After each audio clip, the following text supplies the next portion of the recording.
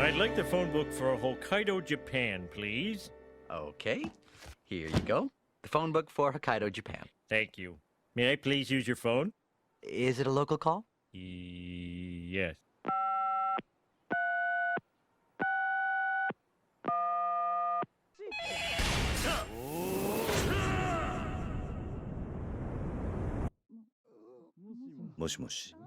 So Tokyo Game Show is pretty much wrapped up as far as I'm concerned, or that I'm aware of.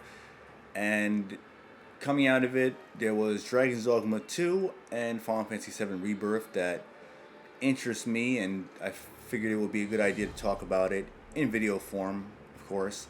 And days prior to Tokyo Game Show, there was the Like a Dragon Direct, which was showing off Like a Dragon Gaiden and Like a Dragon 8 Infinite Wealth. And I really wanted to focus on Like a Dragon Infinite Wealth over Gaiden because they really gave more detail and showed a lot more of that game opposed to Gaiden, which is because I guess since it's coming out soon.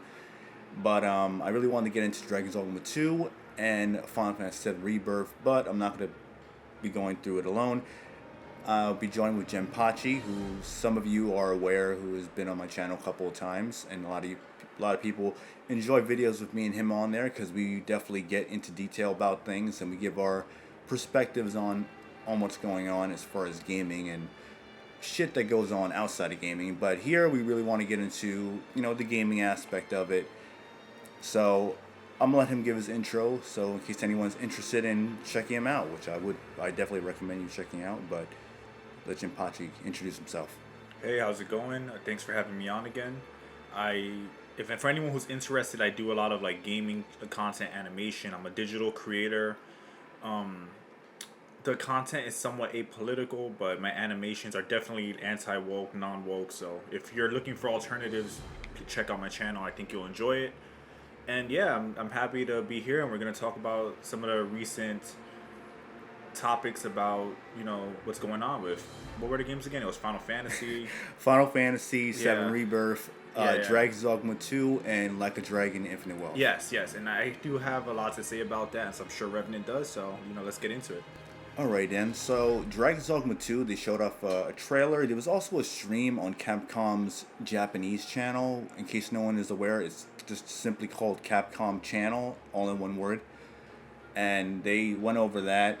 You won't be seeing that here because, it was like 2-3 hour stream, something like that. Anyway, doesn't matter. So here you'll be seeing the trailer that they showed off in the regular English Capcom YouTube channel where they showed off other games. They showed off some shit for Resident Evil 4 remake with the Ada DLC, which should have been in the game, but it's whatever. Anyway, so I did finish Dragon's Dogma, the original.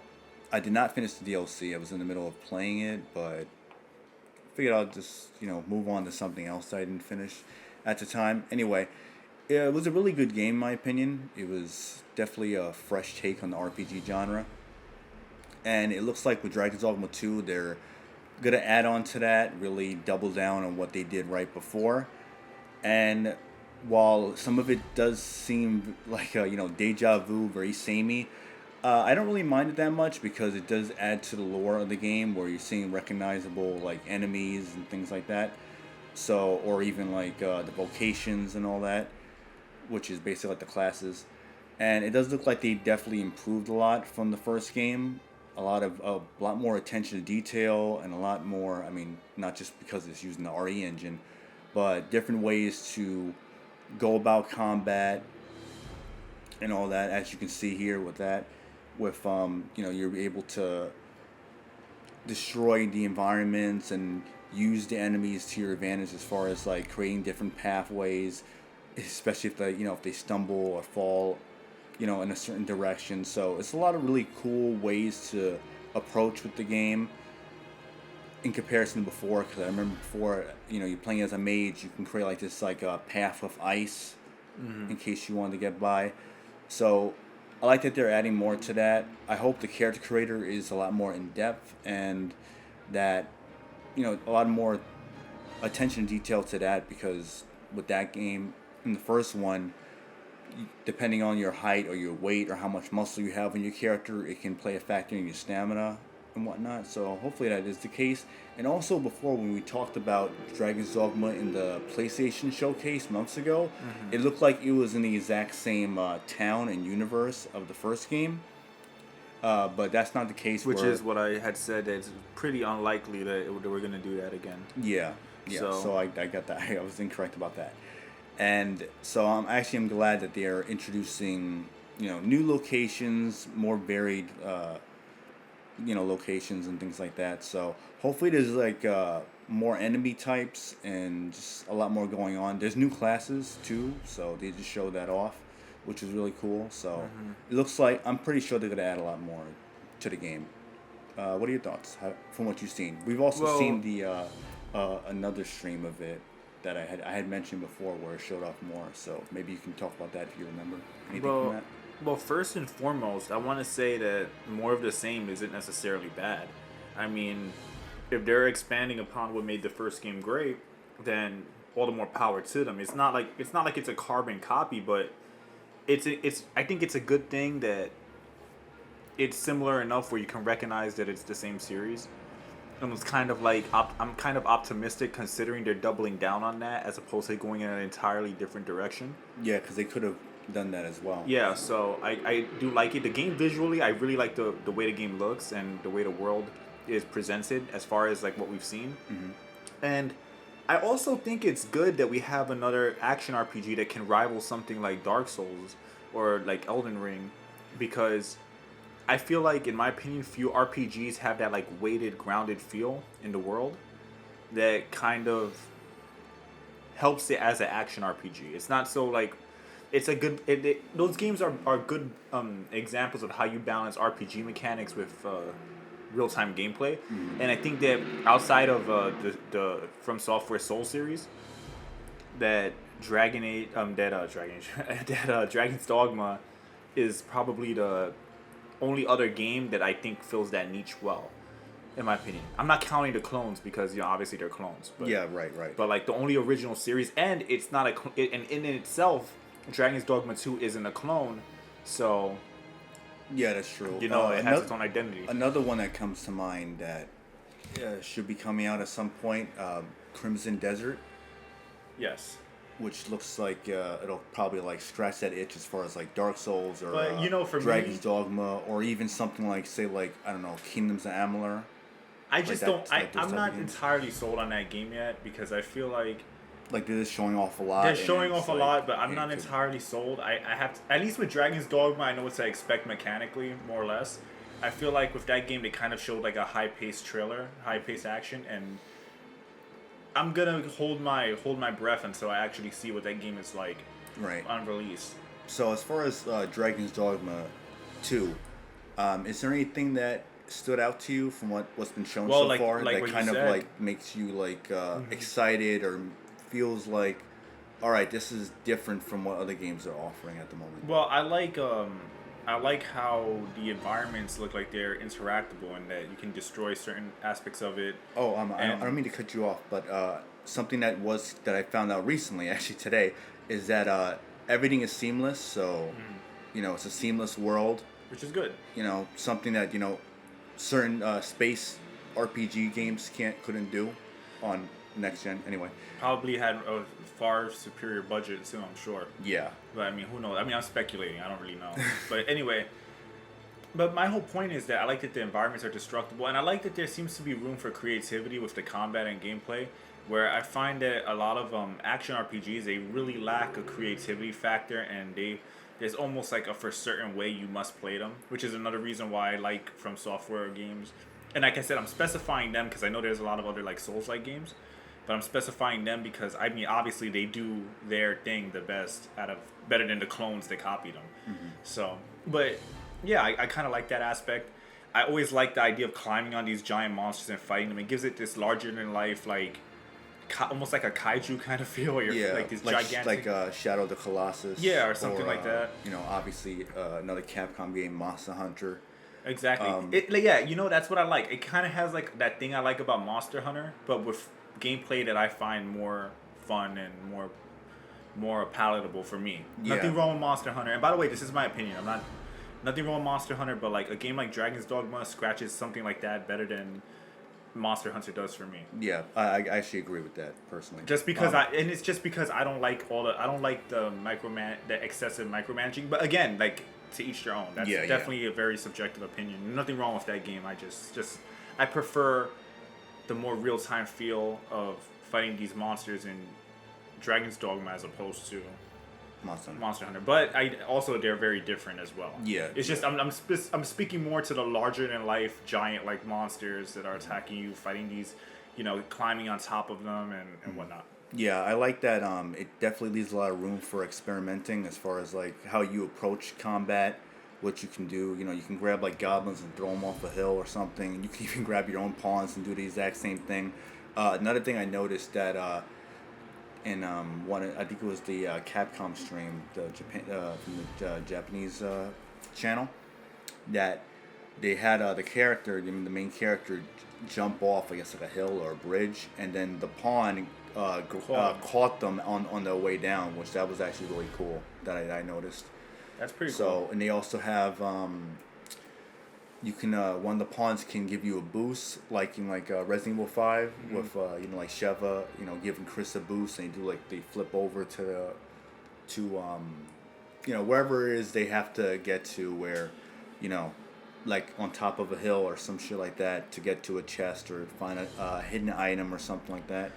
So I'm actually glad they're adding little like new things to it, but hopefully they give more information as far as like what else is going on, what's going on within the story exactly, and things like that, and of course a release date, because I would assume it's coming out 2024. Who knows? But I want to say that people were asking for Dragon's Dogma 2 for a long time. Years, yeah. And I would like to say that I think that was purposeful, because they knew they had such a big hill to climb with the first game, where they did something that people really liked. And knowing Capcom, I'm pretty sure that even though they probably could have made the game way sooner, they took their time with it to make sure that everything was like coherent and connected and there was a clear direction. And this thing was probably, being in pre-production for a while, because we don't know how long they've been planning it.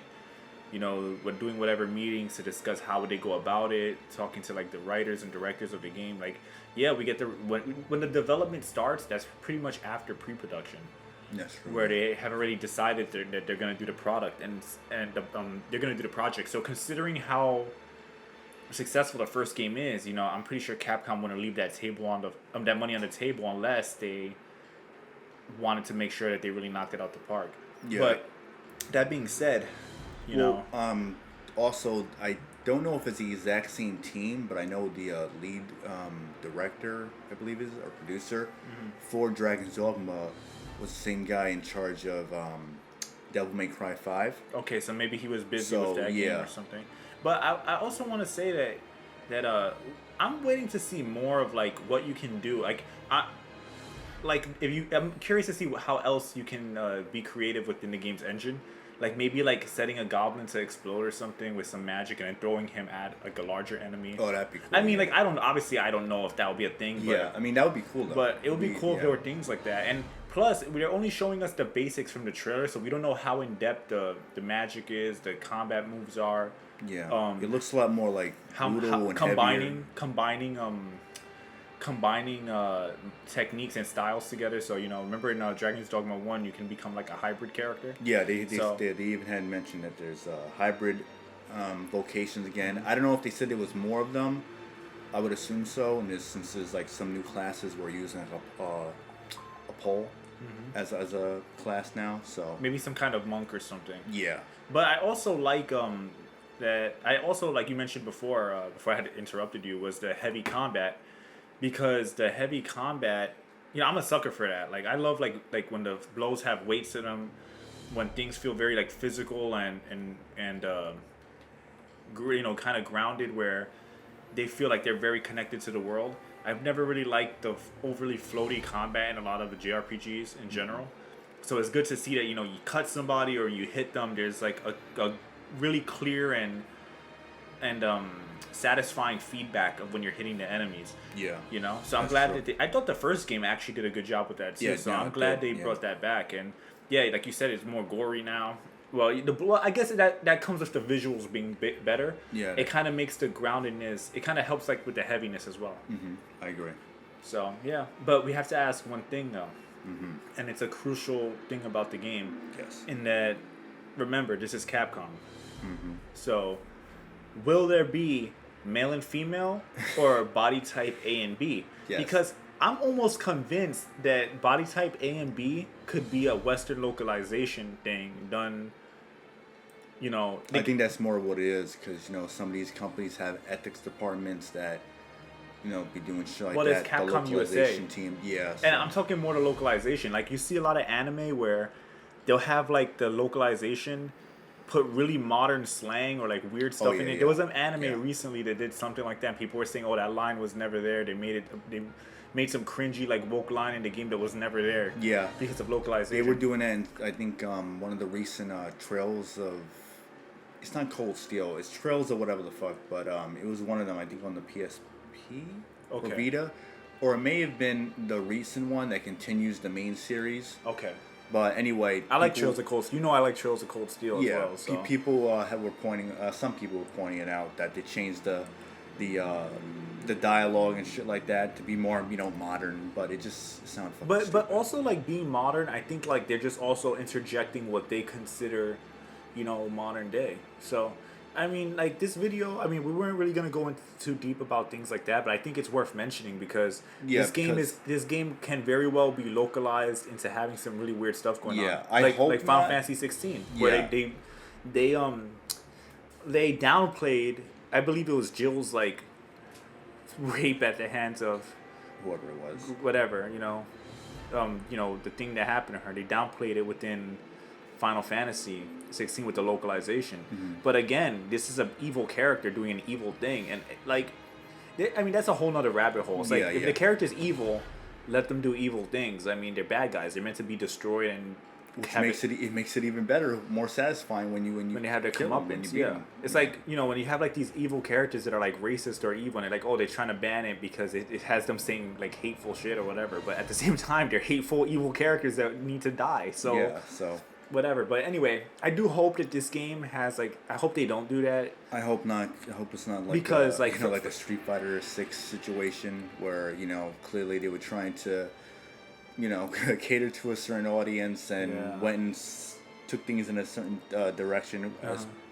Which is why I had that red flag to begin, or even with Resident Evil where they changed some lines around. Yeah, like the remake of 4, but or even that was some of the censorship in Devil May Cry 5. And that was within Japan though. Like the censorship was American with it was like a butt crackers. It was like nothing. I don't even know why they bothered censoring it, but I believe it was only on PS4 though. I know, but like it's just it seems asinine that they would do that because it's mild. It was like mild, like you don't see anything. It's like what, a butt. There's been worse. Wow, a butt crack. Like, yeah, right. Ooh. It wasn't even her like full ass. It was like just a butt crack, and it was far away too. So I don't know what the hell they were doing, but anyway, but Capcom in Japan had deliberately changed, Luis. Yeah, that's true. So. Who knows? Same thing can happen here. So it's not like the wokeness is like solely here. Like Japan has also Capcom's Japan division is also kind of like willing to do that stuff. Is what I'm trying to say. Yeah, they're willing to play ball. But hopefully with this game they don't go with the bi type A or B or any like. Well, that's incredibly offensive. Like that. Yeah, it is. Imagine like you're chalking a woman down to being a body type. Like, like what the fuck is that? Like a woman. Women are body type A. Or body type or B, whatever. Yeah, whichever one. And it's like, just say male or female. That's it. And in case anyone's wondering, in case they forget, I know Dragon's Dogma is a fairly old game at this point. I did have male and female options in the character creator, and it was just male and female. And some people might make some dumbass arguments like, oh, body type's always... Yeah, an actual body type. Fat, diesel, skinny... It's the same thing with the faces. Yeah, that's a body type. That's a body type, not a fucking gender. A gender is not just a body type. It's like it's not. So please don't even bother. And I'm gonna go on the record and say, if I find out before even getting the game that it's gonna have any of this bullshit in it, I'm not getting the game. Yeah. Because it would go against everything that I'm pretty much been saying. Not And just I wouldn't not give just them my not just money. online, but even to you. Like if you found out, like like oh, you got the game, whatever, you could be looking at me some type of way too. So it's not even just like, in that perspective of like online or real life. Just Well, I in hope it general, doesn't. I it's hope like, they don't do it. But Yeah. I feel like they might. Sadly. Yeah, I wouldn't be surprised they did. I hope not, but I feel you like they never might know. do that. But if they don't, it's all the better. Yeah, And just don't give them your money. yeah. Don't give him your Especially money. if you find out ahead of time, then Yeah, I mean, ultimately, obviously everyone watching, play the game if you want to play it. I'm not saying should if you want to play it, whatever, you want to buy it, We're talking do about whatever you us wanna do. personally. Yeah. So for me personally, if it has it, I can't get down with that. So I'm not gonna Yeah. bother with it. Yeah. I hope it doesn't. I hope it's not something they somehow hide before release, and you're playing the game and like fuck. Yeah. Yeah.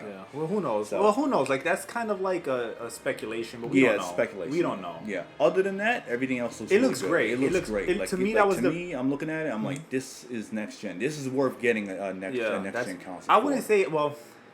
I At wouldn't least, say. at least one of the games that looks like. I wouldn't you say want. this I is would- next gen per se. You know what I mean. But like, it definitely looks like a vast improvement on Dragon's Dogma 1, and it looks very good. And it's probably the best looking JRPG for me right now. Yeah. Even though to me it's like more like barely a Western Japanese RPG, because honestly it feels the way it plays and shit reminds me more of a Western RPG. Yeah, but whatever, in it some is a aspects. JRPG. Yeah. Honestly. Yeah. And also the character creator in the first game was really good, so I want to see if they Very expand good. upon it. A lot of games doesn't even have character creators like that now. Oh yeah, like certain games in space, right? Yeah. Yeah. Or other games where they have an over the top, over the head view. Yeah. You know. Yeah, you can't change the height. With bears or even the games where it's in a futuristic setting where it was hyped up for years and came out a mess and everyone forgave them and shit. Anyway. I'm convinced though, honestly, like all jokes aside, I'm just convinced that they don't want to do it. Like I don't think it's a technical issue at this point. I think they just don't want to do that. They just don't care. Yeah, they rather prioritize other things that They don't care. Really don't really make the experience any better. I mean, think about it. Pronouns or genital sliders and shit like that over a more actual robust character creator and more going on as far as like freedom in combat and how you interact with the world. Mm-hmm. And like remember in the old days where like they had those like 2D RPGs and they switched to 3D.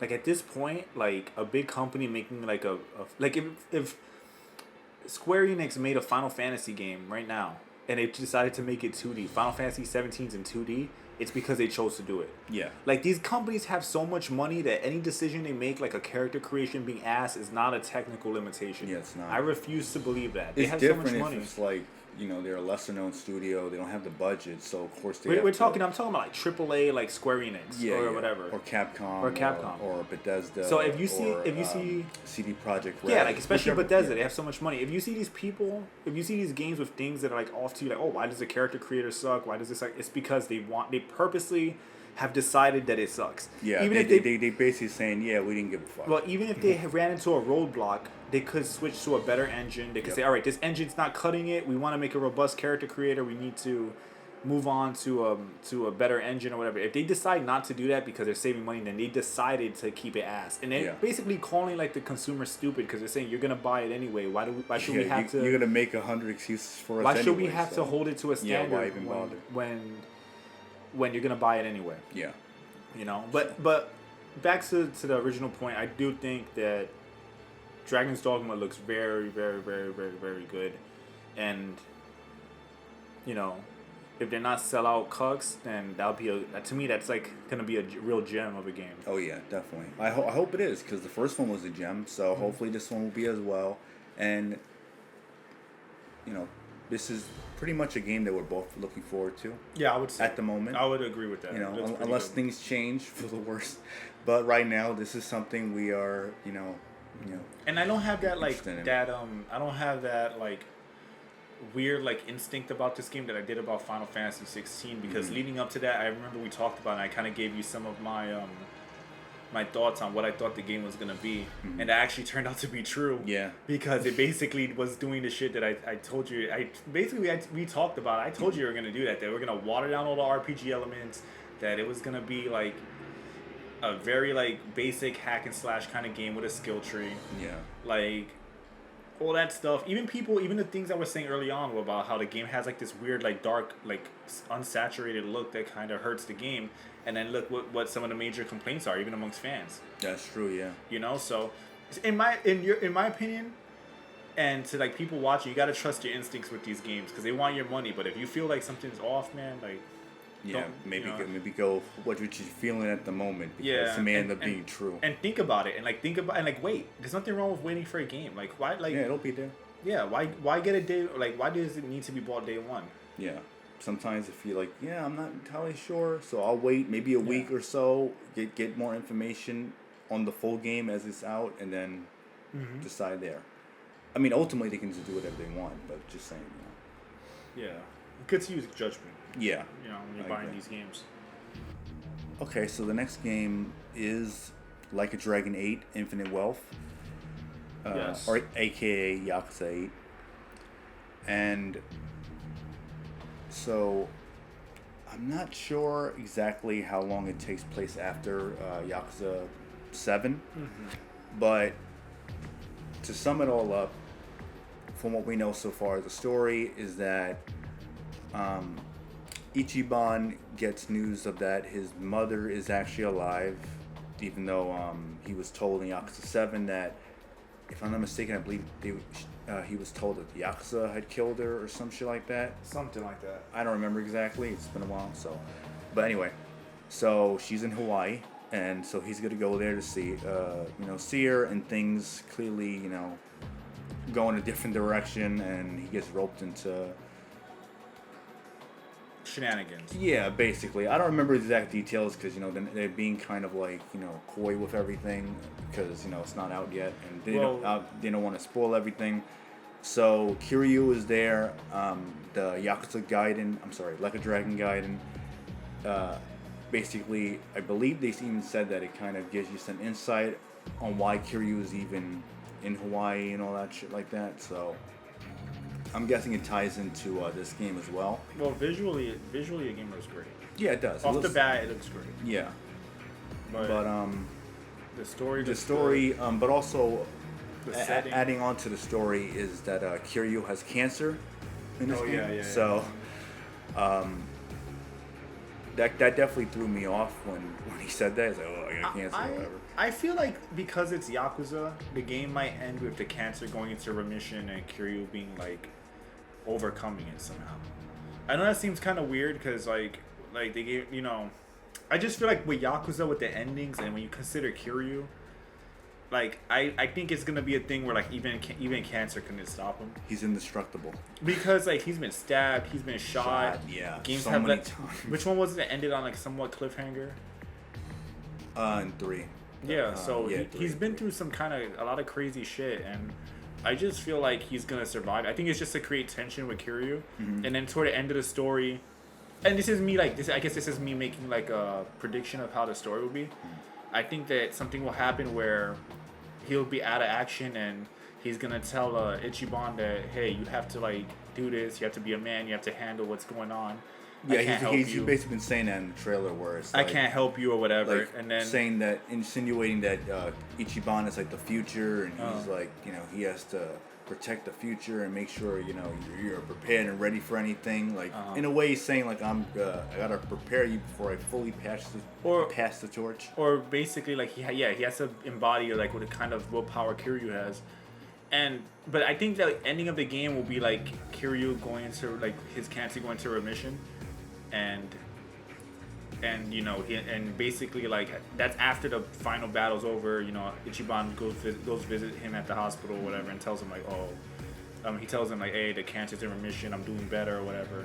Yeah, it's a happy. I just because it's Yakuza always ends like outside of 3, basically. Outside of that game, it always ends on some more positive. Yeah, regardless of what happens. It just kind of always ends like with a pseudo happy ending with like some bitter stuff, but generally like a okay ending. Like even 6, the way 6 ended, like.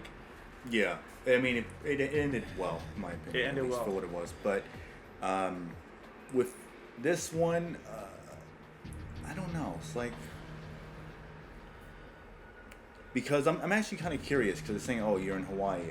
Are you also going? I don't remember what they said, but I believe you also still go to Kamurocho and Yokohama. Well, you know, Hawaii has So- there's a relationship between Japan and Hawaii. Yeah, so that also So makes sense. I'm as sure well. that that was part of why Why they chose the yeah. location, and I can almost guarantee they're gonna somehow mention Pearl Harbor and World War II and Oh, stuff. yeah. I'm sure they're gonna somehow like drag that into the story. You know what I'm talking about? Like, yeah, I wouldn't be surprised. because I'm pretty sure I know it because remember when they talked about in the other game they were talking about that warship. Oh yeah. Yeah, so yeah. So they brought that up. So I think in here, I think that's gonna affect the plot in some way. Like that's gonna be a plot, some kind of plot point or something. Mm-hmm. I can't imagine that they're gonna have that location and not mention it at all. Yeah, at all, yeah. Considering it's like such a significant real world event. Mm-hmm. Yeah, they usually they do hint at things like that. So as far as the combat is concerned, the combat is different than than Like a Dragon. It's still turn based. It's still an JRPG, and you can move around.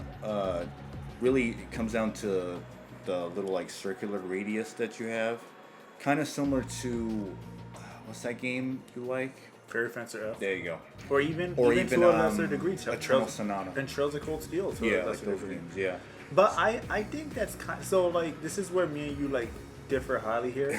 I think the combat, and when I say this, by the way, everyone watching, I'm not talking about that like visually and from an entertainment standpoint. It's entertaining to look at. You know, the crazy wacky stuff going on, the cutscenes, the goofy what are they called, pen pals? Pound mates? Pound mates. Yeah. Whatever. Pound mates, yeah.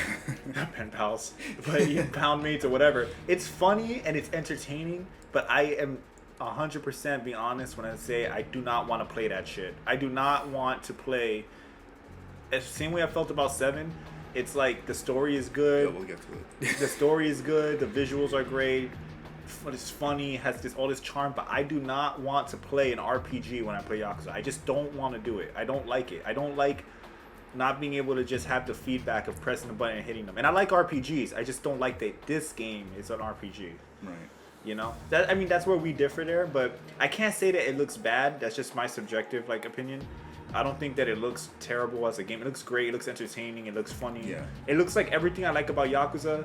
But I do not like turn-based combat in Yakuza. I don't like it. Right. So, in regards to the combat, there when you're playing as Kiryu, there's like a meter that fills up with some shit where he has free movement, like the regular Yakuza games where he's in. Yeah, he's like. So he's that's like, actually kind of funny. He's that they like, have fuck that. this turn-based shit. Yeah. I'm about to clap you. And Yeah, he does I'm gonna whatever do this he wants, old yeah. school. We go, yeah.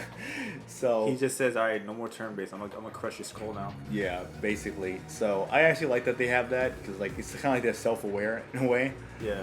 And there's more interactivity going on with the combat, so True, I like that. true, I like but- that it's not a simple copy and paste of the combat in the last game. Which is expected of turn-based RPGs a lot of times. Yeah, so I'm actually glad they're doing that. They're trying to, I don't know if I want to say a middle ground necessarily. If anything, I would say like It's just better feedback. Yeah, That's what it the is. Judgment games is kind of more that middle ground where it's like they're giving you that type of combat. It's a little different because obviously Yagami doesn't fight the same way as Kiryu. I wouldn't say it's a middle ground. I would say it's more of like a compromise. Yeah, exactly. That's the word I was looking for. It's more of a compromise of like, all right, we know that a significant portion of our fans do not want to do this, so we're gonna make this game. But I just think that the real truth that they don't want to admit is that really Yakuza ended with GTA 6. I don't know why. What the hell is fucking wrong with me?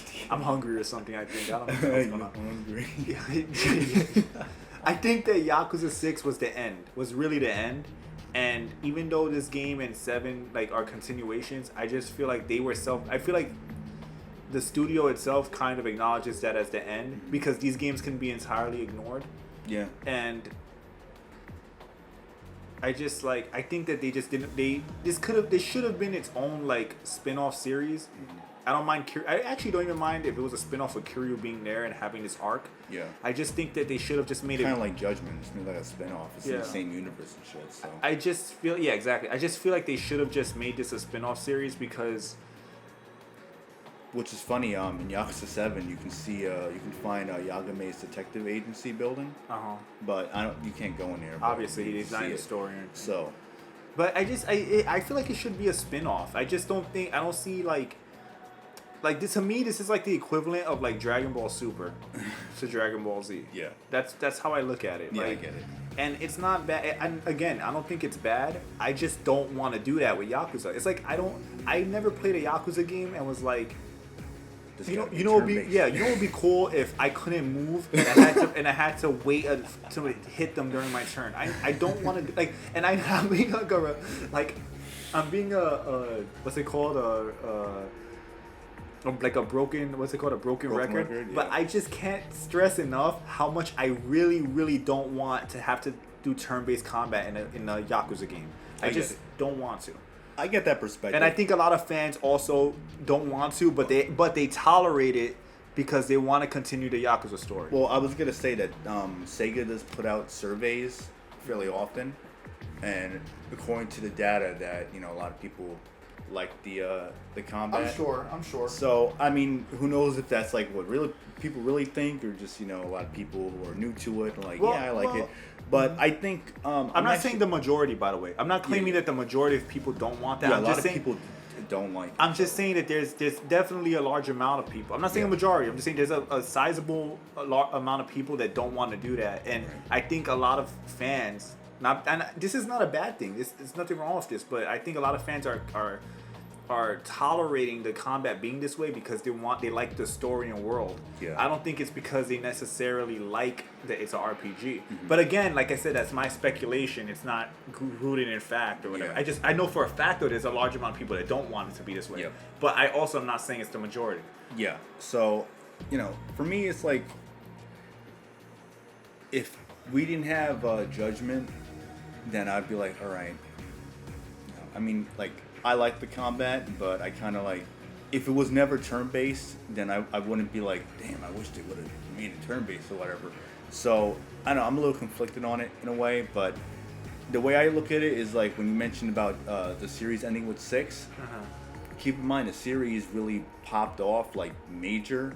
I'm not saying like it was never popular before. Yeah, then, but it grew in popularity. It grew in popularity with Yakuza 0. Yeah. So, but it's because people realized how good it was. They had 0, and then they had, before 0, there was 5. 5 was on PS3, and it was digital only. Yeah. Well, it came out like I think a few years after it was already in Japan. Well, 0 and 6 were more accessible. That's why, and also Kiwami 1 and 2, which is what helped with the rise in popularity. Because but what I'm saying is that, all right, because 0 came out, and what was it? Kiwami 1 came out, and then 6, and they probably figured, all right, well, the series is popular now. They probably figured like, all right, let's keep it going. Why end it here when we can continue it? But in a way, I kind of agree that. But spiritually, it's the end. I feel like, because it ended the arc. It ended Kiryu's, it ended the Yakuza arc. Yeah, it did. Because the stuff going on in Yakuza 7 and 8 is like more it's not really like as focused on like the Yakuza itself. It has like different shit going on. Like, I mean, what I'm saying. They're because like Ichiban even says like, oh, there's Yakuza and but they're not Hawaii the main now, focus. But, it's more of like him finding his biological mother, and Kiryu dealing with his cancer, and what exactly transpires for both characters, because they're gonna be like two like dual protagonists and have their own like group of party members, which is cool. But I am curious to see exactly like how the story's gonna play out, what's gonna happen with the characters, especially Kiryu. But I'm also curious if like with Ichiban and his family and his mother. Yeah. I don't think they showed her in the trailer. I don't think we're not gonna see her in the trailer. So I'm pretty sure they'll save that. They'll save it for the actual game. So I'm also like curious, like, is it a trap? Is she evil or something, or does something happen? Because it's interesting. There's definitely mystery to it. That's what I'm saying. Like, the gameplay and the story don't look bad by any means. I'm just saying that like it should just be a side game. They should have just called it like a Dragon period. And I mean, in Japanese, but I mean like globally, like globally, just call it like a Dragon and just remove the Yakuza name, and just have it be in the same world like Judgment is, because ultimately, Yakuza 1 through 6, and 0 through 6 are about Kiryu's it's about his personal issues, but it's also strongly tied to the stuff involving the Yakuza. Yeah, because he's getting roped back into it. And then with 6, he faked his death, and now he's no longer like a major factor with the Yakuza. And then in 7 and 8, even in 7 and 8, the Yakuza themselves are not a major factor. There's a lot of different things going on. So I feel like the namesake of the game is Yakuza. Well, in 7 it does play a factor. But it's not as strong of a plot point. Because, you know, the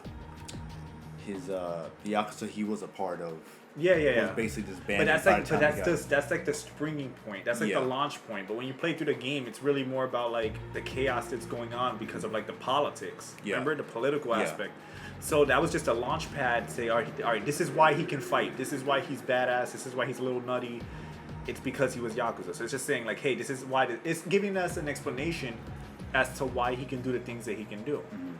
And then inversely, when you look at like Kiryu's story, it's like so strongly tied to him not being able to leave the Yakuza, his ties to the other characters. So when the game ends with him like faking his death or whatever, you know, it's kind of like symbolizing, all right, this story is basically done. Even Kiryu's new story is not really about that. It's about him with cancer. Yeah. And there's no mention of Haruka or anything like that. So all those factors are gone. At least for right now. So that's my point. My point is like, it's just, this is a spiritual successor. And it's just kind of like, even though it's a sequel, I just can't treat this as like, I feel like this is its own thing. It should just be its own thing. Right, that's fair, I guess. And again, it's not to say it's bad or it's not fun.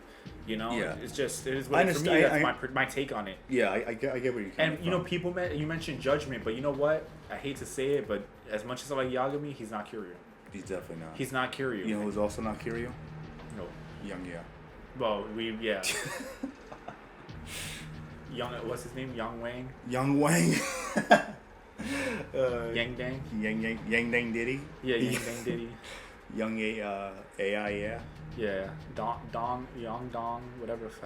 He sucks, bro. Not Kiryu, whatever. Listen, I think also in Yakuza Gaiden, the English, they're gonna patch the English dub, which that was not the case in any of the Judgment games or even Yakuza 7. So I think I don't know if it has to do with him particularly, but I do find it odd that, you know, he's voicing Kiryu now, and now it's like, from what I'm hearing, that they're gonna patch the English dub on there, because all they're showing now, they have not shown him voicing Kiryu or any other character in Yakuza Gaiden or even Yakuza 8.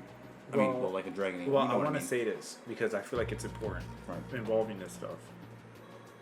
When it comes to Kiryu and the voice actor he has, Yang Ye, I think it really shows how out of touch Japanese developers are with the West.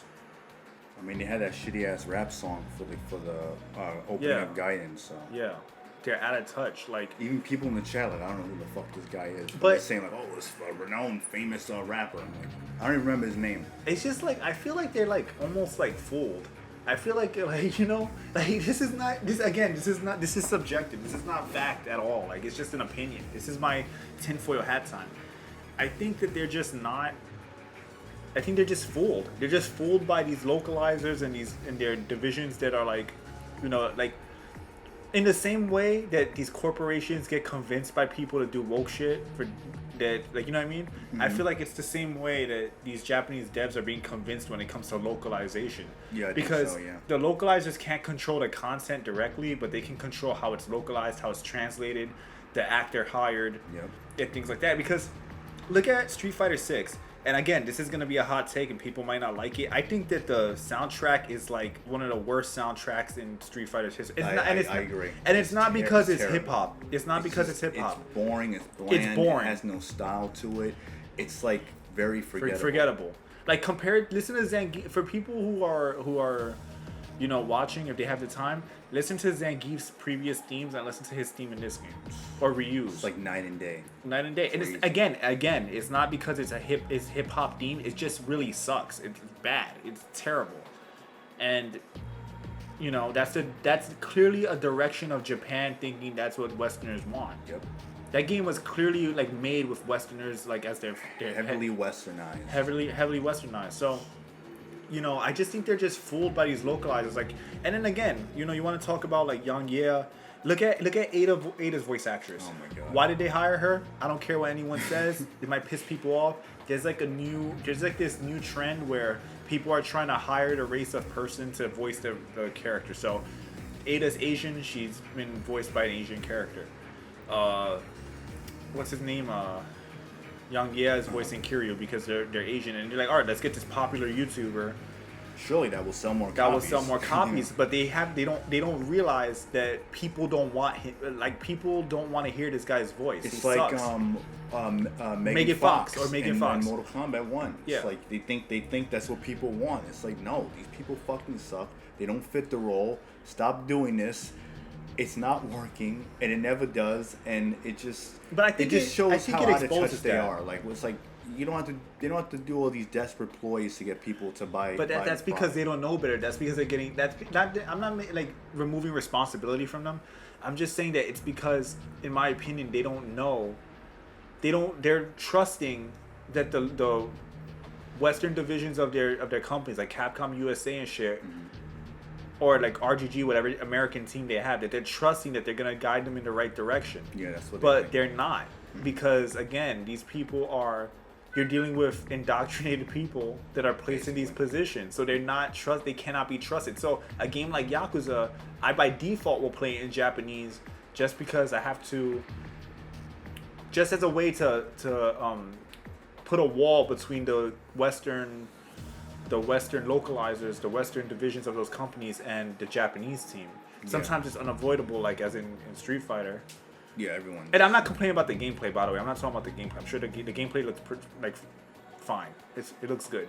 Yeah. But just because again, this is gonna keep happening, and you have like this thing where it's an Asian character, we have to have him voiced by Asian. A black character has to be voiced by a black character. A white character has to be voiced by a white character. What they were doing with The Simpsons or Family Guy. But then the dumbass logic is applied, but then white characters are constantly voiced by black actors, Asian actors, Hispanic actors. So to me, it should never come down to who's the best. It should always come down to who's the best actor, and not really like, is it politically correct because they're the same race? Yeah, it should be about their quality as a voice actor. That's the point. They're playing a voice. They're doing a voice. It's like, this human can't voice this dog. Let's just get an actual dog in the studio. Why is this adult voicing this baby? Let's get an actual baby. Well, like, look at Marcus's voice actor, Marcus Phoenix from Gears of War. Yeah. You're gonna tell me that actor wouldn't pull off like a black character just fine? No, he'll do good. He'll do good. Yeah, His voice, he has really that good. level of voice. Or look at Chris Sabat. As much as I think he's like a cuck, Chris Sabat voices Piccolo. Yeah.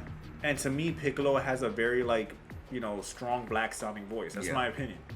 And you're gonna tell me that Piccolo voice wouldn't work for any black characters or whatever? Mm-hmm. It would be disingenuous to say that it wouldn't. So it should come down to who's the most talented. Yeah. Or even what's his name? The one that voices Darkseid and Joker and Principal Lewis. Oh God. Yeah. Well, fuck, what's his name? Isn't it Michael something? I think so. I can't remember his name. Well, basically, he's a beast. He's good. He's great in everything. I want to like that guy. You could hire him to do anything. Yeah, pretty much. I mean, he's whatever. Everything I heard him in, great. So I wouldn't be like, this actor can't voice this Asian or white character, because, and I know why people might say, why are we going there with this? But the reason why I'm saying this is because there's no way in hell, out of all the popular YouTubers, that they would choose Yang Ye if he was not Asian to voice Kiryu. Out of all characters. There's no way in hell that wasn't a major factor by whatever team made that decision or recommendation. Yeah, it's not like this is Yakuza 1 where the English voices, they all weren't great. I mean, they had Mark Hamill in there voicing Majima. Yeah, which was crazy when you think about it. Yeah, Mark Hamill's great. That's a great choice. But overall, the English dub for Yakuza 1 wasn't great. So it's not like this is like a Yakuza 1 situation. They're already far within the series. It's gotten so popular. Clearly, they know better by now. They should, at least. They should know that nobody wants to hear the Western voices. Yeah. Sorry, I hate to say it. No one. Who's a longtime Yakuza fan that's like, I will not play this game if it's not in English. Yeah. I understand newcomers, but longtime fans of the games, it's like, come on. And come on, most of the newcomers that are into these J games are used to watching anime with subs. They're used to playing Japanese import games. Like. Yeah, that's not to say like they aren't terrible. I mean, Yakuza 7 and Judgment and Lost Judgment, the English dubs were fine, were good. Yeah. But I mean, if they didn't have it, it's not like I'm gonna like, oh, yeah, damn, I can't play it. I mean, I was playing it because like you go through it all this time, and it's like, all right, let me hear it in English. Well, I don't hate the English voices in Yakuza 7 or Judgment either. Yeah. I'm just saying that Yang Ye really sucks. he really does. I don't know how the hell he got casted as Kiryu. Kiryu would be better voiced by Chris Sabat, actually. Yeah, actually, crazily that's a good choice. And from when I was subscribed to Yang Ye, like fucking I don't know how many years ago. By the way, they shouldn't do that, but that would still be better than Yang Ye. Yeah. But years ago, I never heard him talk or mention anything about Yakuza. So I don't know. But anyway, let's move on. But before we move on, like, I think we could both say the game looks good. Yeah, it definitely Visually, does. It looks great. The game. I'm liking what I'm seeing. It looks funny. It looks like it's gonna be entertaining, like a roller coaster ride. I always expect those games to be entertaining. Yeah. I personally don't care for the combat. You do. I would say that the game is still probably going to be really good, and I think a lot of newcomers will enjoy it. So again, this is my subjective, like. I think long-time fans will enjoy it too. Yeah, story for sure. And all the other shit. But like for me, and I'm pretty sure there's other people like that that don't want to play an RPG Yakuza. I'm not going to be those assholes like, well, if you don't like it, go play Judgment. It's like with the Final Fantasy thing. You don't like real action, go play the old ones or whatever. It's like. I'm not gonna be one of those people doing that because the game looks good. It's just not. It might not be for everyone. Yeah, which is understandable because of that reason. All right, so the last game up on here is Final Fantasy VII Rebirth, which is the second part of the trilogy of Final Fantasy VII remakes or remake. I don't know. Anyway, so in this part of the game, it covers more than just. I mean, obviously Midgar is pretty much done with. So it covers more ground as far as the story is concerned and the areas and locations. One thing that I heard that I think they said it was confirmed that Wutai, which is Yuffie's hometown, will not be in this game because they are switching certain events around. So. As to why that's the case, I'm not entirely sure if that's true or not. I heard that's what's going on. I don't remember if they did confirm that where this one ends off. So I'm not sure if it's when I mean, this obviously could have spoilers, but I mean, we already basically talked about fucking Yakuza 6 and how that ended. So in Final Fantasy VII, that was a spoiler. Yeah. So man. Sorry guys if I spoiled it for you. I apologize. I really didn't think about it. Yeah. No. I mean, if they're playing this one, then they obviously it's like kind of like doesn't matter. It kind of doesn't matter. It really doesn't. But like still, like they might have wanted to play. I guess. 6. Yeah. So again, if I spoil it for you, I still apologize. That sucks. Sorry about that. But So yeah, I'm gonna spoil. This is gonna be spoiling a lot of Final Fantasy VII. If you didn't play the original, yeah, But so I think this one is going to end when Aerith dies. I'm sure. If I'm not mistaken, that seems logical. I don't know if it goes any further than that. I think I heard that's where they said what was it, the city, the ancient city, or some shit like that. Which I believe that's basically where she. That's where she's from. Yeah. But isn't that like her people come from or something like that? Yes, they're what was it called, the Cetra? Yeah, there you go. Yeah. So, but you find that out, in disc 2 of the original Final Fantasy VII when you go to, I don't remember the town, but it's in that snowy area where basically disc 2 pretty much starts off in. Yeah. I mean, it doesn't exactly start directly there, but you know what I mean. Anyway, so it looks like it's going to be covering pretty much the rest of disc 1 of the original. Yeah. But I don't know if what they're going to change, because they had to confirm that they will change certain story elements, like if something like when you meet Sid maybe you'll meet him earlier than usual or later than usual in the story somehow. I'm just saying that hypothetically. But I did hear that Vincent won't be playable, even though they showed in the trailer that the way you had you met him in the original game. Yeah. So I'm not entirely sure how true that is. Maybe they'll introduce him in this game and then he'll be playable in the next one. Like how they did with Red 13. Yeah. But it'll be kind of weird that you meet him there and then. I mean, they don't care. Later. They don't care, bro. Like, So, I mean, look, like being frank here. The game has beautiful graphics. yes. I love how like the impact of the magic looks. I like the design of the characters.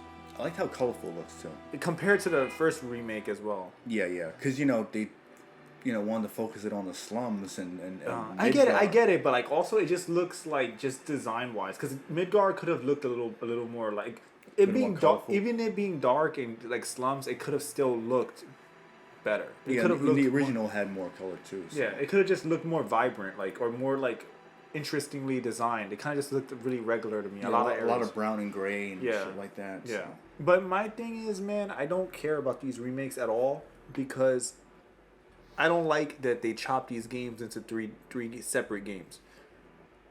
I just think it's horrible. I think that Square Enix are horrible for doing that. Yeah, and I get what you're saying. And I don't think the games are bad. I'm not saying the games are bad. I'm not saying they're bad. Well, hold on. Let me try to like lay out like my feelings on it originally, and then how I'm coming to it now. So, with the original 7 remake, I was excited for it. Very nostalgic for sure for a lot of people, obviously. So, and I enjoyed what it was, even though yes, preferably I would have liked it to have been the full game in itself. Not saying it has to be a beat-to-beat remake, but I'm not against there being like new additions, expanding upon things and whatnot. But the way the story turned in remake at the end, once Sephiroth opened up that portal, I'm like, in my mind, I'm like fucking Tatsuya Nomura. I don't care what anyone says. Saying they confirmed that it was actually he was actually the one who wanted to be like the original. I'm sorry, I don't believe that. What he did with Kingdom Hearts, I don't even play Kingdom Hearts. I know that's like a convoluted mess. Even with the third one, I mean, a lot of people found the third one to be disappointing after people waiting all those years for it, just to be ultimately be disappointed. But that's what happens when you cut a game into 3 games that should be 1 because they have to like do stupid ass pulls. Like I said, like I know people are not gonna like what I'm saying, but they have to do stupid ass pulls to try to make the story, to try to like prolong it in a weird way or to give you climactic endings. Because if they didn't do that, you wouldn't have fought Sephiroth. Right. Yeah. Oh yeah. Or what they called the Arbiters of Fate. Yeah, that shit it's dumb. I'm sorry, I hate to say it, but it's dumb. And again, this is one of those things where people will say like, oh, that they're all for it. It's like they like Final Fantasy VII, so they're accepting it. Yeah, I get that people like it. I doesn't have like to it be too, but it doesn't mean that it doesn't have to be a beat for beat remake. Yeah. Of course, I'm not one of those people saying it has to do that. It could be like they could change things up, move things around, but they literally like the Resident Evil 1 remake. Yeah, like the Resident Evil 1 remake or even 2 remake. Yeah. 3 is a more negative example because they cut a lot of content. Yeah, they did. But yeah. The point is that just fucking remake the game and change some things around. Maybe you could add some context to certain things that were very dry before. You could expand upon things, but don't freaking add portals and like weird multiverse shit into it because now it's not a remake. Now it's not a remake. It's not anymore because now it's like a multiversal thing. Mm-hmm. It's a multiverse game. It's like an alternate world. And no matter what people want to say, people for years wanted a remake of Final Fantasy VII. You weren't hearing people saying that I want it to be chopped up. I want it to I want it to be in this multiverse. I want Zack to be alive. Now, I want Aerith to be alive. I want it to be this new dimension where Zack's alive and Cloud's also there too. So now there's 2 Clouds and all sort of shit. I want Sephiroth to constantly appear in the beginning of the game when he was built up and like, towards when he was finally revealed around...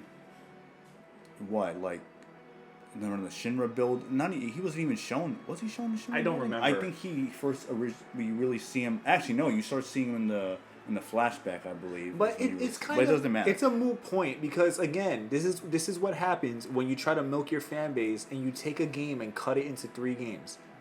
Yeah, it's like so beloved. It's like Why would you do this? Like, I want to waiting all this time, and clearly they're not gonna ever like remake the game again. So this is what we're gonna get. So it's like you're waiting all this time. Which is why I don't care. It's just my reason for not caring. And I knew they were going to do this shit. I even told you before the game came out. I don't know if you remember. I said if they're cutting it up, they're going to do stupid shit to the story to justify it. Yeah, and even though they said that, they were saying like, oh, it's going to be true to the original. It's not. And whatever. There's going to be some changes or whatever. I'm like, all right, fine. It's not terrible either. There's some good moments in there. It's not bad. It's a lot. I like the Jesse and Biggs and Wedge being expanded. Like those are good changes to the remake. Yeah. But Sephiroth in Portals, fighting him early on just to not cheat the fans, because if you didn't fight Sephiroth in this game, it would have disappointed some people. Because it would have had that boss fight at the highway. And then that'll be the end. And granted, like real Final Fantasy VII fans wouldn't have minded, but there are going to be a lot of people that wanted that. But they had to do it. It would feel anticlimactic. It would feel anticlimactic. And they had to do it because, again, since they cut the game into 3 games, they couldn't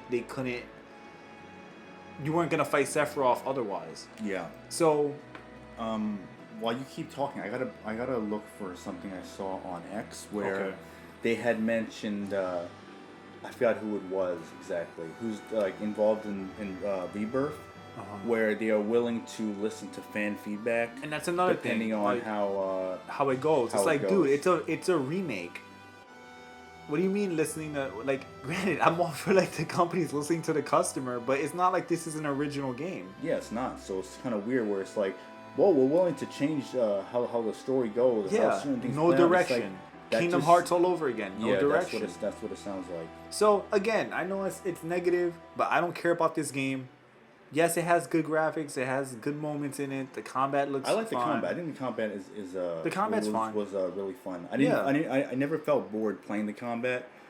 The only time I felt like the Shinra part towards the end kind of dragged. I mean, but it's fine. It's fine. But it's not even about that for me. It's about like having to pay. Think about it. You're paying. Both these sequels are $70.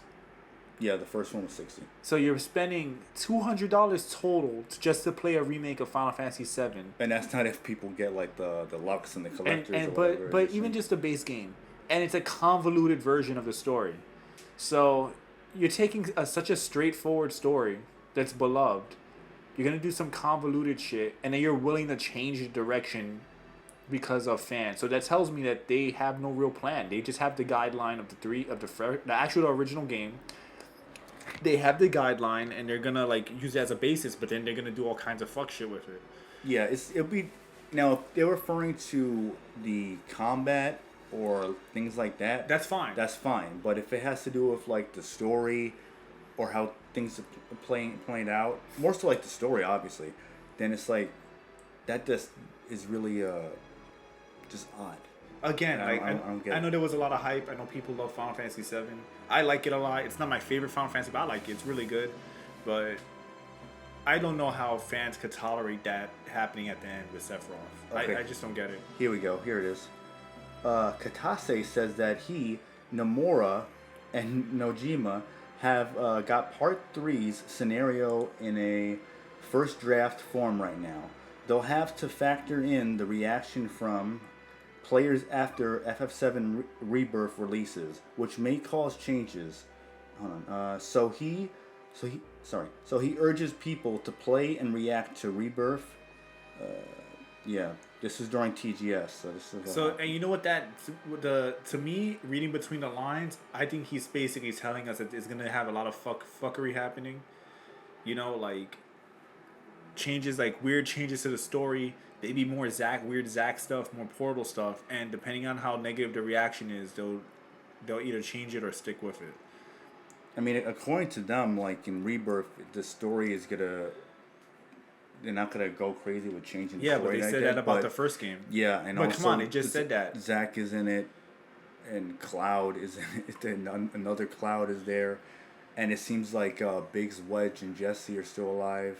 Yeah. So how can you? How So, true at to it least is it really? in Zach's world, whatever the fuck it is. But so. but bro, in the first game, you had just said earlier. He said, "Oh, it's gonna be true to the thing." Yes, but yeah. it's not. I know. I'm just saying what he So, said. I don't- I don't believe why it. would I listen to because this guy? because of what happened with Rebirth. It'll be different. I'm sorry, with Remake. It'll be different if like, all right, he said that in Remake and they told the truth. Even think of the name Rebirth. Yeah, they had Come they on, had man. mentioned some shit where they had Arif said something where it's I like don't know, like yeah. basically saying that what you God, what the hell was it, that not to expect the unexpected, but not everything is as it seems or something, or let go of the past and whatnot. Yeah, That's what yeah. it was, like basically saying like to let go of the past, and it's just like a kind of like you Seven fans let go of it already. You're not gonna get the exact remake that you want or whatever. Or that and again, that that's you not wanted for that's years. not saying it has to be beat for beat. No, it doesn't. They just wanted it. I think most Final Fantasy VII remake fans wanted the story to be told with more depth, and more like fleshing out of like the world characters, more fidelity visually. Yeah, it's know? like when you're opening up portals, bringing new universes and shit like that. Then it's when it's like, come on. It's like this is like it's too much. It's one thing you want to introduce new characters Or like Resident Evil 2 and all that. They changed a lot in the remake of Resident Yeah, Evil 2. but it wasn't like They changed a hell of a lot in Resident Evil 2 remake, but it Yeah. still felt very faithful to the original. yeah, like you didn't feel like you just got hit with a curveball like towards the end, and then Yeah. some complete different shit entirely is happening. Yeah. So And then it's like, well, to be continued, and Resident Evil 2 remake, Rebirth. I don't know what the. But I fuck. kind of like feel like it's kind of like sad that the fan base will tolerate that, because I mean, like, again, they're being milked. Yeah. Like, people are the fans of that of Seven are being milked. I mean, it's like that saying. Was it nostalgia is a hell of a drug? Yeah, it's like, and I I get mean, it. yeah. And there's gonna be people that hate like what I'm saying, and they're gonna. I wouldn't be surprised if there's gonna be comments going in on on what I'm saying, but I'm sorry, I man. mean, they Like, will regardless. I cannot care about this shit. I cannot be bothered to care. Like, I was interested when the first remake came out until I found out the dumb stuff they were doing. I was like, all right. Yeah, I mean, Once I found, well, actually, I'm sorry. Once I found out that it was split into 3 games, I stopped caring. yeah, I know, but And imagine if they tried to do Final Fantasy VIII, they would lose. Final Fantasy VIII actually lends itself to a multiverse kind of thing a little bit better than 7 does. So I mean, but even then, it's like, it doesn't. But I'm not saying that they should do that. I'm just saying that 8 would be a better game to try some weird shit like that with, considering the nature of that game. yeah, that's true. With time travel and stuff like Yeah, that. how So everything it's played out. actually part of the story. Where here it's like, all right, here's our fan fiction, our high production fan fiction. Final Fantasy VII GT. Yeah, GT, and then we're gonna Final Fantasy VII abridged. not only are we gonna do whatever we want, we're gonna also chop it into 3 games and charge you full price for each one. Yeah, basically. That's ass. To me, that's ass. I'm sorry, but then again, let me just say the graphics are good, the combat is fine, the voice acting is great, the music is wonderful, all that stuff is amazing. But it's a shame that you have such a dickhead writing the story, and Or at least like behind the wheel, making in control of like control what of things. happens. So and I know I'm saying dickhead. I'm joking. I'm not like he's not like a total dickhead. I'm kind of kidding. I'm He's just saying that, like, he seems like a nice yeah, guy. he does. I'm joking, but I mean, like, it's just asinine decision making. In my opinion. Yeah, like for me, it's like bittersweet. Like I'm glad we're getting a remake of some form of Final Fantasy VII, but this isn't necessarily the direction I would have like envisioned or would have preferred. So for me, it's like if I do get the game, I'm not gonna get it day one like I did with remake, because I don't necessarily trust what they're gonna do. I'll spend. You know what? This is a good game that I'd buy like used.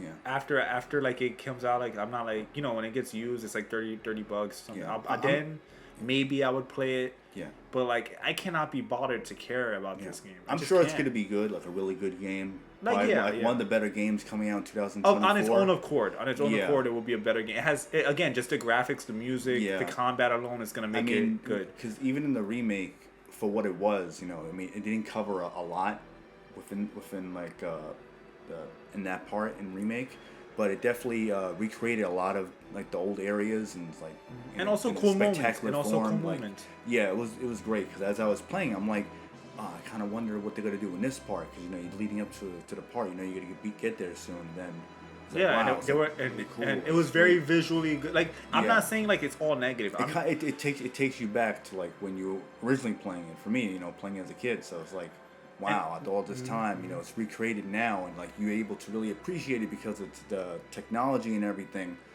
But then it's like at the same time, it's like it's a shame how, it's split up, and then also the direction it's going into. It's not simply like, all right, we're gonna split it up because we want to give you more, but no, we're splitting it up, and we're gonna because we want to milk you. yeah, and we're gonna also just drastically change the story. But they have to. And, But that's the thing. It's like you have to. They had to change the story drastically to Yeah. justify cutting it into 3 games. Yeah, because then like, all right, it's being split up, and then it's like now it makes more sense. Not simply because the game is so big and massive. Yeah, and like, But and it's more so it's like now we're gonna split it up because we're gonna do a bunch of weird stuff. weird shit, a lot of unnecessary shit that no one was really asking for. I could even forgive. I mean, it would still be egregious, but I can even forgive the weird fan fiction stuff that they wanted to add if it was at least in one full game, because then at least they're not like milking. Like that shows. I mean, like really, that shows how Square Enix sees the fans of 7.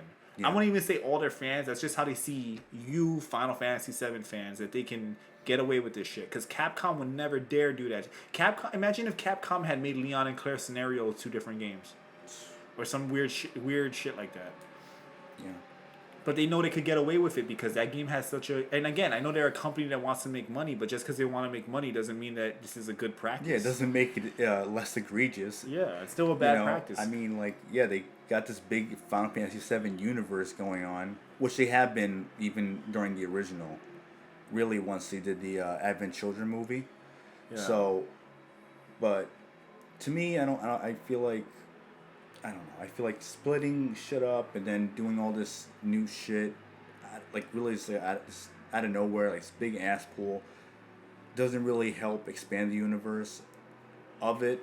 I feel like, I don't know, 'cause even as I'm looking at it, it's like, it looks really good. I like that they're recreating everything and that they're trying to retell the story, but I feel like at the same time, it could be done a better way where you're not dividing the fans, because that's basically what it is. You're dividing the fan base of 7. It's not even just Final Fantasy as a whole, like say 16 did for its own reasons. With this, it's like dividing the fans of 7 because now you're changing shit up in the story because they clearly have to address this new universe that Zack is in. They can't just ignore it, so clearly they can't say, oh, well, it's going to be mostly the same, majority of it's going to be the same, however they want to word it.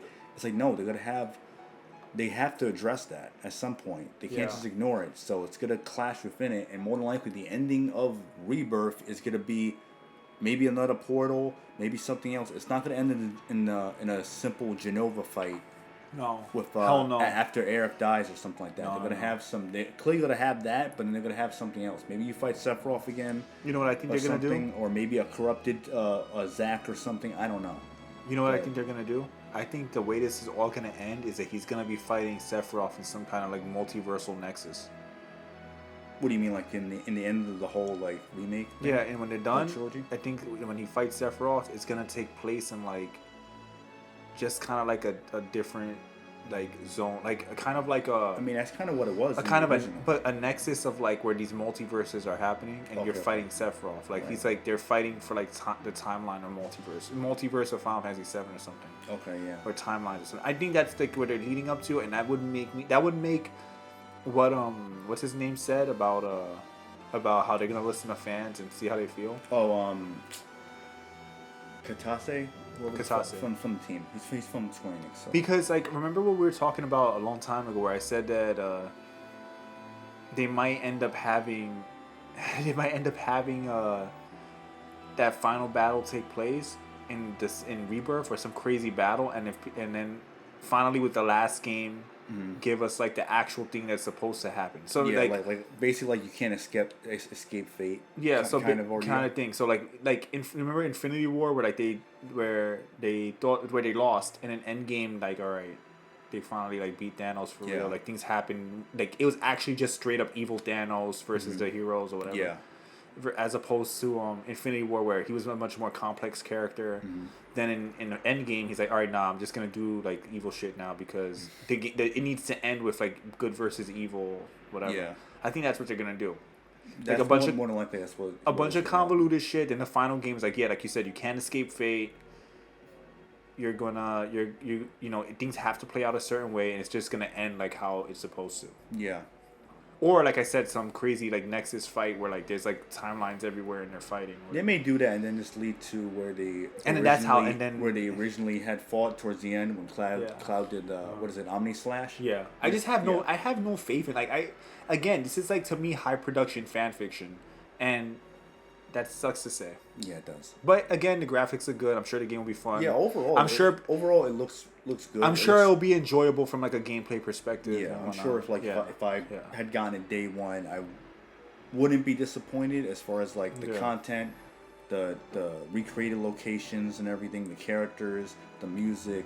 Until you run to those moments, though. Yeah. And then they make you want to throw up, and then they actually ruins the experience. Yeah. That's my take on it for me, but I get that. You know? Yeah. Wishful thinking. Hopefully they, I don't know, manage a way to, not put a bunch of weird Kingdom Hearts-esque type of convoluted shit. Too late. Like if they can somehow rectify it in this game, like address it, and then by the end of the game, it's like, all right, we're sticking to things more like it's like normal. And then the third game, it's like, it's like, no bullshit. It's gonna be straightforward. Yeah, we're gonna expand upon things, but we're not gonna add all this. But that's the scam. But that ultimately that's the scam. You make the second game, have all this convoluted stuff, and then say, all right, now you're gonna get the real end of the game, get the third game. Which is fucked up. Yeah, like the first game they trick you, and then the second one it's like, it's gonna get more of this goofy shit or whatever, and then it gets resolved at the end of the second one, and then the third one game is like, it's like, all right, now it's the real one this time. But don't you think that's shitty? It's gonna be like Final Fantasy VII Remake. It's real this time. But like, don't you think that's shitty just for the sake of milking 3 games out of this? It is definitely. That's my whole point. Yeah. Like I said, people are gonna enjoy it. It's fine. Like I said, it looks good. It looks fun. It looks from a gameplay, graphics looks fine. It looks good. Yeah, it does. But I don't care about it. Yeah. I'll play this shit when it's dirt cheap, and I'm losing nothing, and I'll play it. Yeah, I mean, and also, no matter what anyone says, I don't care if people say, they're trying to expand. I don't care. They're pieces of shit for doing this, for cutting into 3 games to milk people. That's fucked up. Yeah, I agree. It's fucked up. Looks good though. Definitely does look good. I am interested in it, but I'm very cautious, and I wouldn't say like I'm like, oh my god, I'm so hyped or whatever. This is not like how I feel about Dragon's Dogma 2 or like a Dragon 8. Or, on principle alone, I wouldn't spend over $30 for this. I'm sorry, I just would not do that. Me personally, I just cannot do that. Right. So, I guess overall, what's your takeaway of these 3 games that we discussed? All right, my takeaway. This is my takeaway. I think that before we head out, all 3 games look good in ways. I think Dragon in their own respective for ways. me, Dragon's Dogma has the most potential. I agree. Yakuza 8 looks great. I just don't like the RPG mechanics, so that's fair. I'll skip it. I'll probably watch the cutscenes or watch something. I don't want to play that. You just watch me play it. Or something like that, yeah. Otherwise, I don't care. But it looks good. It looks great. I know a lot of people enjoy it. It's nothing. I think it's gonna be a beautiful game. For me, it's not, the gameplay isn't for me. I just don't like I don't like Yakuza as RPG personally. That's fair. Final Fantasy graphics are great. Music looks like it sounds good. The combat looks really cool and really like anime-esque and actiony and what you would expect.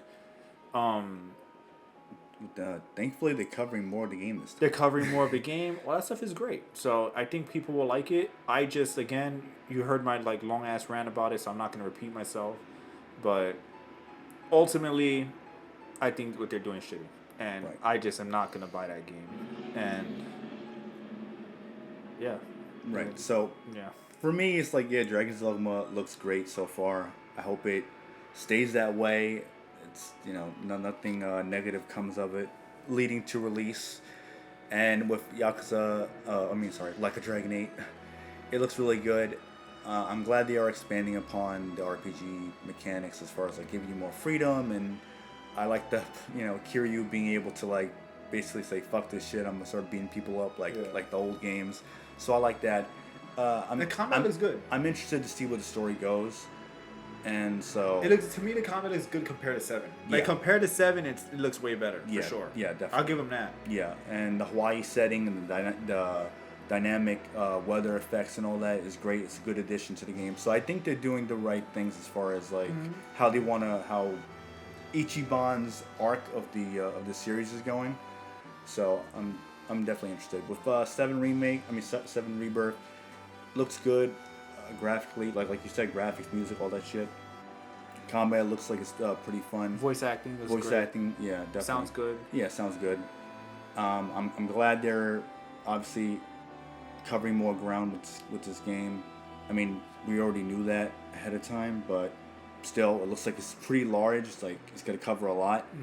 So I'm definitely curious to see more and find out more, especially if they're gonna do some more goofy shit. I mean, I'm sure they are, but you know, 100% they are. at least get a good idea of like how they address it, I guess I should say. So, but I'm definitely I'm taking a cautious approach with this one, opposed to like remake, because You remember SpongeBob with the soiled it? soiled it. Yeah, that's kind of how I feel. I just feel like it's already soiled, bro. Yeah, I got the face. Like, whatever, man. Yeah. Like, it's, again, people will enjoy it. Nothing wrong with people enjoying it. They're just doing greedy scumbag shit. But I will say these are 3 Eastern games that are showing Western games how it's done, in many regards. True. You got fun combat. Nothing's being compromised Yeah. for more realism or any shit like that. Yeah. Looks good. The quality is there. You know the games are gonna run pretty well. Yeah. Dragon's Dogma 1 or any of the Yakuza games or Final Fantasy, I wasn't falling through no map or nothing. But the frame rate, crazy you know, like it's that. gonna have. Oh yeah, well frame rate. It might have some weird frame rate yeah. shit. To be fair, yeah. We don't know, but it might because Yeah. it's Square Enix, right? Yeah. And Dragon's Dogma 1 originally on 360 had some frame rate. drops. Yeah. So So we'll see. But And they look good. Yeah. They all look decent. yeah. And I think Dragon's Dogma 2 is a highlight for me. I agree. Yakuza Like a Dragon 8 looks good. It looks good. Yeah. Maybe one day I'll bring myself to like suck it up and deal with the fact that it's an RPG. But I can't say it looks really bad. It's just, you know, again, not for me. The combat's just not what I like from Yakuza. That's fair. And Final Fantasy, like I said before, like I'm sure people will enjoy it. If they ever remake a game again, I hope they never do this shit again, and I hope they realize how stupid that was. But I mean, they won't because it's gonna make them a lot of money, so they'll do it again. Yeah. They definitely will. They'll do it again. They'll cut it up into 3 games. What was that disco movie where he goes back in time? Disco movie. Oh, I'm sorry. No, I'm thinking of something else. Never mind. Back You know, to the I got it Future? confused with Undercover Brother. Okay. That was. I thought you were talking about Back to the Future. Well, all right. That's a good example. Anyway, no, I was like gonna make a joke. Maybe Final Fantasy like 9, he'll go through, or his name will go through a portal or some shit. He's gonna have the hot tub time machine. Yeah, basically. So, anyway, guys, what do you think of Dragon's Dogma 2? Like a Dragon 8, Infinite Wealth. I keep saying Yakuza because changed the name. Anyway, on Final Fantasy VII Rebirth. So, feel free to let us know how you feel. What if you agree, disagree? All of that's welcome in the comments below. And like the video, dislike the video, either one, whatever you feel like doing. Yeah. And I just want to say one more thing that. Well, you can also give your intro as on your way out. Yeah. So here's the thing.